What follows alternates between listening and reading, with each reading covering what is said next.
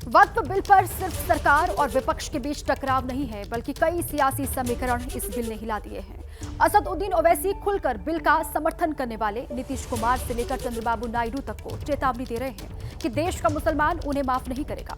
सवाल यह है कि क्या बिल का समर्थन करने की कीमत नीतीश कुमार से लेकर चिराग पासवान तक को चुकानी होगी।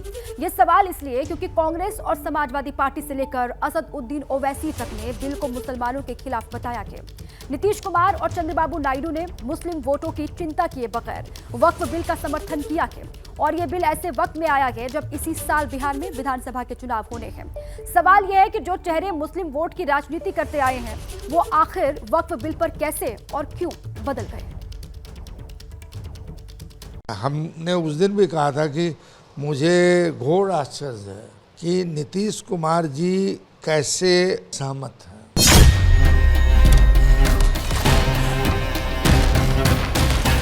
जदयू अब जदयू नहीं रही है, अब वो भाजपा हो चुकी है।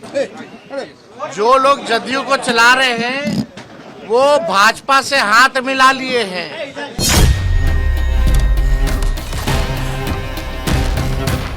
आप मुसलमानों का भला कर रहे हैं, आप मुसलमानों का भला कर रहे हैं। दोनों सदन में एक भी सदस्य, दोनों सदन में सिर्फ एक सदस्य गुलाम अली को छोड़ के एक भी सदस्य आपका मुसलमान नहीं है। आप मुसलमानों का भला कर रहे हैं।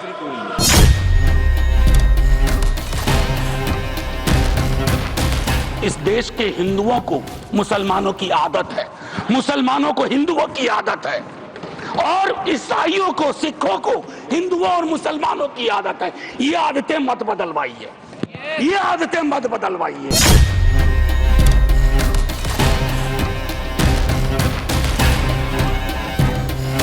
हर आदमी में होते हैं 10-20 आदमी, जिसको भी देखना हो कई बार देख लो।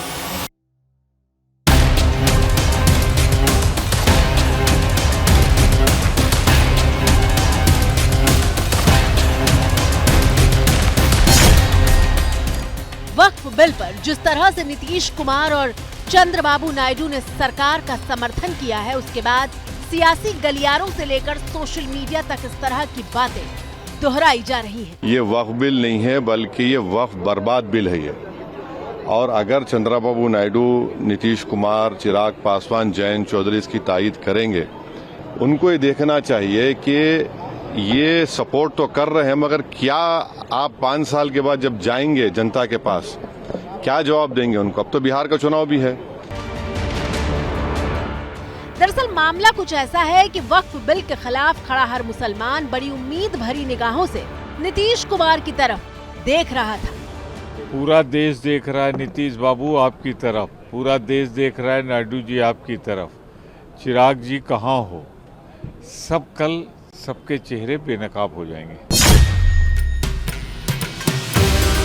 नीतीश कुमार की तरफ मुसलमान देख रहा था क्योंकि वो सेक्युलर नेता की छवि रखते हैं। अपने आपको सेक्युलर नेता जो कहते थे, उनका कहीं ना कहीं पर्दाफाश जो है हुआ है।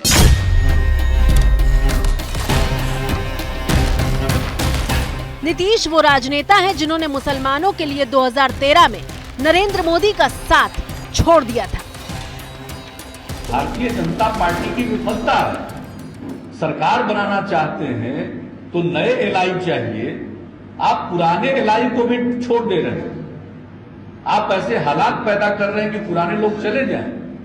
अगर वो कोई आधार नहीं छोड़ेंगे, उसकी कोई सूरत नहीं छोड़ेंगे तो अलग होना पड़ता है। तो अलग हो गए नहीं, किसके लिए रास्ता प्रशस्त हुआ ये तो बीजेपी के लोग बताएं। जाहिर है कि नीतीश कुमार मुसलमानों के बीच लोकप्रिय नेता माने जाते हैं और यही वजह है कि कांग्रेस से लेकर ओवैसी तक ने नीतीश को बिल का समर्थन न करने की चेतावनी दी थी। चंद्रबाबू नायडू, नीतीश कुमार, चिराग पासवान और जयंत चौधरी, याद रखो, हम कभी भी तुम्हारी इस चीज को माफ नहीं करेंगे। जिन लोगों ने बिल का समर्थन किया है उसको बिहार की जनता जो है मुंह तोड़ जवाब देगी। लेकिन जब लोकसभा में बिल पास हुआ तो नीतीश कुमार को मुसलमान विरोधी करार देने वाले हमले शुरू हो गए। जेडीयू और टीडीपी और बाकी जो बीजेपी के सहयोगी दल हैं, वो सारे दल अब समाप्त हो गए। जो मंशा थी बीजेपी की कि क्षेत्रीय दलों को समाप्त करेंगे, उसमें वो कामयाब हो गए। अब सिर्फ बीजेपी के सहयोगी दलों का, चाहे जेडीयू हो चाहे अन्य पार्टियां हो, इनका विलय ही बाकी है। बाकी अब ये किस मुंह से जाएंगे लोगों के पास। जो सेकुलरिज्म का ढोंग कर रहे थे वो कल एक्सपोज हो गए। हिंदू या मुसलमान के लिए के एहसासात को मत छेड़िए, अपनी कुर्सी के लिए इस जज्बात को मत छेड़िए। हम में कोई हुण, कोई शक, कोई मंगोल, पता करना बड़ा मुश्किल है कौन कहां से। हम में से कोई हुण, कोई शक, कोई मंगोल, दफन है जो बात, अब उस बात को मत छेड़िए। गलतियां बाबर की थी, जुम्मन का घर फिर क्यों जले। ऐसे नाजुक वक्त में हालात को मत छेड़िए।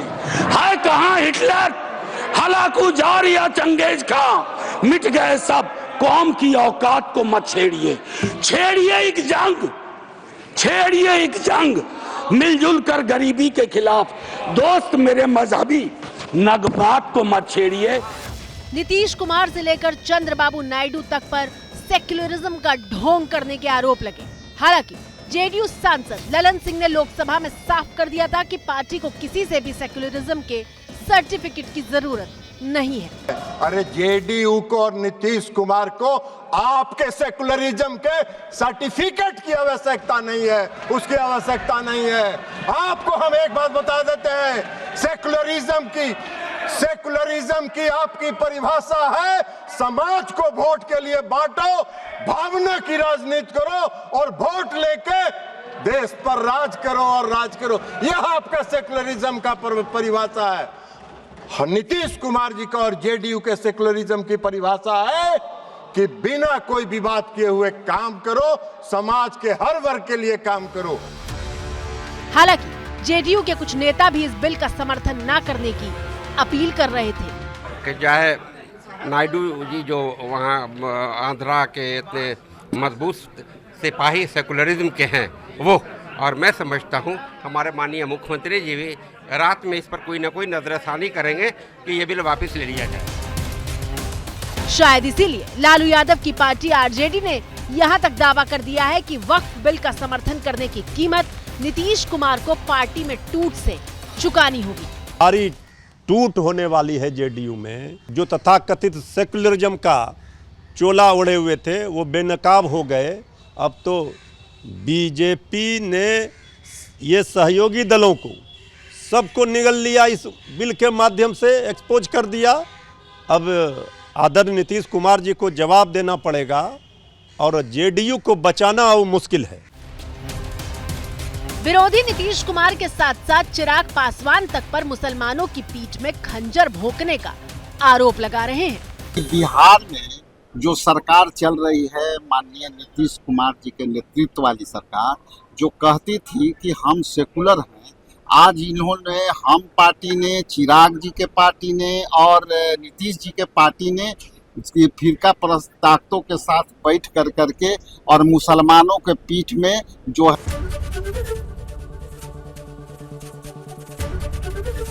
एबीपी गंगा, खबर आपकी, जुबान आपकी।